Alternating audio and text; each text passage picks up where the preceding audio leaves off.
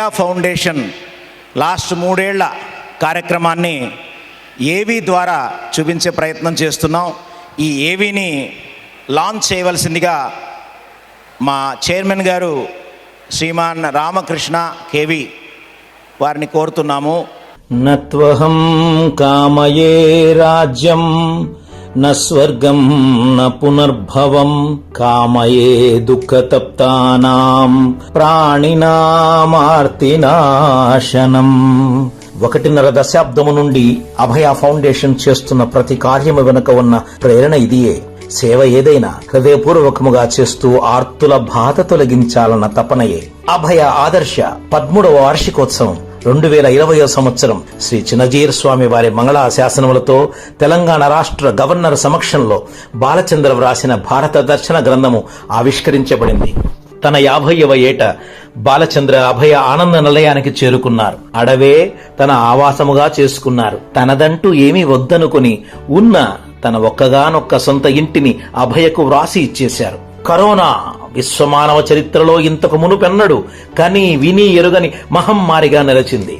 మానవుని ఉనికినే ప్రశ్నించిన 3 అక్షరాల బ్రహ్మ రాక్షసి ప్రపంచాన్ని 3 సంవత్సరములుగా భయాందోళనలకు గురి చేస్తోంది. ప్రభుత్వ ఆంక్షలు, ప్రజల సంఘర్షణలు, ఎవరిళ్లకు వారు పరిమితమైన పరిస్థితి అయినా వందల మంది అభయ ఆత్మబంధువులు మొక్కవోని సేవా స్ఫూర్తితో ముందుకు నడుస్తూనే ఉన్నారు.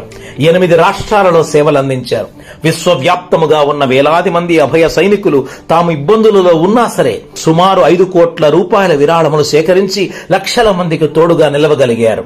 అభయకు కూడా కరోనా విషాదం మిగిల్చింది. అభయ అధ్యక్షులు శ్రీ కొత్తమాసు రంగారావు కరోనా కోరలకు చిక్కి వారి ఆశయాలని మాకు అందించి పరమపదించారు. 3 సంవత్సరాలుగా ఎంతో మంది అభయ దాతలు, కుటుంబ సభ్యులు కరోనా మహమ్మారికి బలయ్యారు. వారందరికీ కూడా అభయ అంజలి ఘటిస్తోంది. మరో ప్రక్క అభయ వ్యవస్థాపకుడు కరోనా బారిన పడి చావు తలుపు తట్టి అమ్మవారి దయతో వందలాది మంది ప్రార్థనలతో పునర్జన్మ ఎత్తి తాను పూర్తి చేయాల్సిన పని కోసమే తిరిగి వచ్చారు. అందరి ప్రాణము నీలోనే దాచినావు. కరోనా స్వీయ నిర్బంధాన్ని సాకుగా తీసుకుని బాలచంద్ర దైవ ప్రేరణతో విద్యార్థుల కోసమై రోజుకు 1 వ్యాసము చొప్పున 63 వ్యాసాలు వ్రాసి దిక్సూచి పేరిట పుస్తకమును దాతల సాయంతో ప్రచురించారు. గత దశాబ్ద కాలంగా చేస్తున్న ఉచిత ఉపాధి శిక్షణ కార్యక్రమాలు దక్షిణ భారతదేశంలోనే కాక పశ్చిమ బెంగాల్, జమ్మూ కాశ్మీర్ తదితర రాష్ట్రాలకు కూడా వ్యాప్తి చెందాయి. వందలాది మంది యువతీ యువకులకు టైలరింగ్, మగ్గము, beautician, mobile repair, driving, computers, videography మొదలగు నైపుణ్యాలను ఉచితంగా ఇచ్చి వారిని జీవితంలో నిలబెట్టే ప్రయత్నం చేసింది అభయ సంస్థ. చలికాలంలో బయటికి రావాలంటే భయం, ఆచ్ఛాదన లేకుండా రోడ్లపై పడుకుని చలికి వణుకుతున్న దీనుల కోసమై అభయ హంట్ ద వింటర్ కార్యక్రమంలో భాగంగా 12 రాష్ట్రాలలో 15,000 దుప్పట్లను పంపిణీ చేయగలిగింది అభయ సంస్థ. విశ్వవ్యాప్తముగా 750 మంది ఆత్మబంధువులు వనరులను సేకరించడంతో పాటుగా దుప్పట్లను ఎవరెవరికి ఎక్కడెక్కడ అవసరమో ఉందో చూసుకుని అక్కడే వారికి రాత్రుళ్లు పంచి మంచిని పెంచినారు. జీవితంలో ఎవరి ఆదరణ లేక సంరక్షణ కరువై ఆశలు కోల్పోయిన 20 మంది వృద్ధులు ఇబ్రహీంపట్నంలో నెలకొల్పిన అభయ ఆనంద నిలయంలో ఆశ్రయం పొందుతున్నారు. వందల మంది ఆత్మబంధువులు నిత్యాన్న సేవా పథకానికి చందాదారులుగా చేరినారు. Rajyalakshmi hospitals, million hearts beating foundation తదితరులు ఆనంద నిలయ వాసుల ఆరోగ్య సమస్యలకు ప్రేమపూర్వకమైన చికిత్సను మరియు ఔషధాలను అందిస్తున్నారు. ఉన్నత విద్యాభ్యాసంలో ఇబ్బందుల వలన ఆపన్న హస్తం కోసం ఎదురు చూసే విద్యార్థులకు అభయ వెన్ను తట్టి ఆసరగా నిలుస్తోంది. 50 మంది విద్యార్థులు అభయ ద్వారా వాళ్ల కలలను సాకారం చేసుకుని అభివృద్ధి పథంలో నడుస్తున్నారు.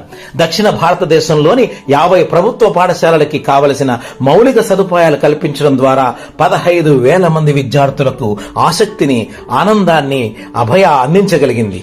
ప్రభుత్వ పాఠశాలలకి పట్టాభిషేకం చేసే ప్రయత్నం ఇది.